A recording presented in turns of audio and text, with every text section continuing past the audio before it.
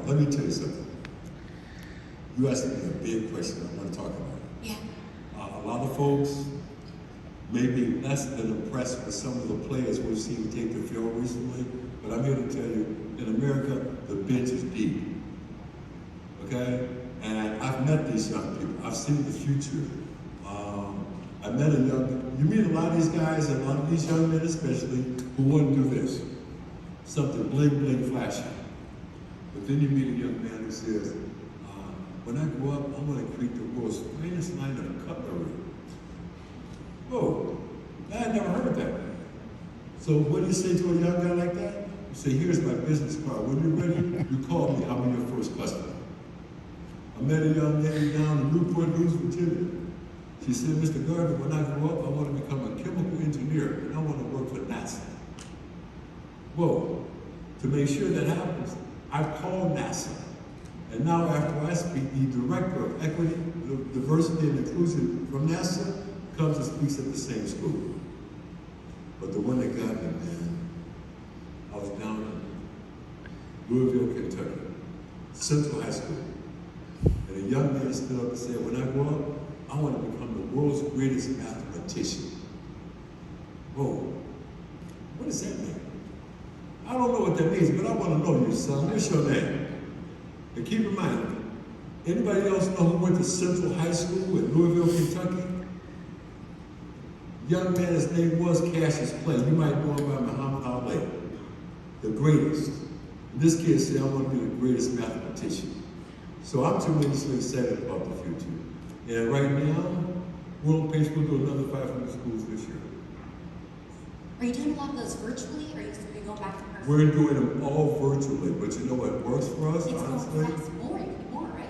I get to cover more turf, and this is where a lot of the students are, and they're still comfortable. This is their world. I have to come to them with this technology. They live here. I have to learn how to do this stuff, right? So we're going to do 500 schools this year. A little bit of a segue, but the word happiness that you see constantly throughout your brand, why happiness with a Y? That is there for a reason, I have to tell you. I've had people stop me all over the world and say to me, you know you spell happiness wrong. That Y is there for a reason. That Y is there to make us all mindful that it is you and your responsibility, you and your opportunity to create the life that you want for you and your family. That's why we spell happiness with a Y. Yes, ma'am. When you were struggling with homelessness, was there anything that you could share with all of us, either here in person or virtually, the challenges that you face that many may not even be aware of? First of all, let me say this. So many people right now are finding themselves in positions, not just homeless, but jobless, finding themselves in positions that they never know what happened to them. There was a stigma attached to homelessness many, many years ago. Right, that person got involved with drugs, or that person got involved with alcohol. They made some bad choices and decisions. Well, you know what? Sometimes there's something worse than alcohol or drugs. It's called life. And when this pandemic hit us all at the same time in 2020, that changed a lot of people's lives. So sometimes it's not drugs, it's not alcohol. Life happens. And life has happened for all of us globally and continues to happen as we look around the world and see what's happening right now. The truth of the matter is, prior to the pandemic, and even before the atrocities in Ukraine, right now, it's estimated that 2 million people on the planet are running for their lives. 2% of the entire population of human beings on the planet are running for their lives. So it's global now, and it could be anything. So I guess I'm trying to say that this whole idea of pursuing happiness, a lot of folks have found themselves in positions they never thought they would be in.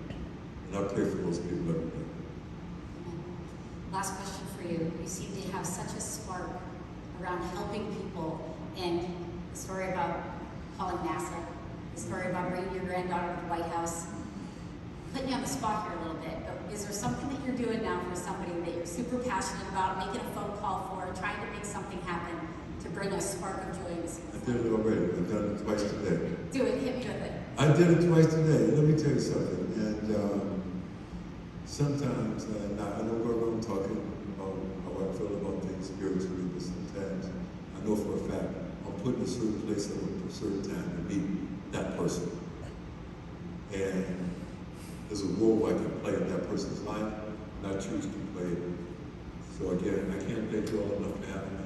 It's been an absolute honor. Thank you. Thank you. First part for everyone. Thank you, guys. Thank you so much.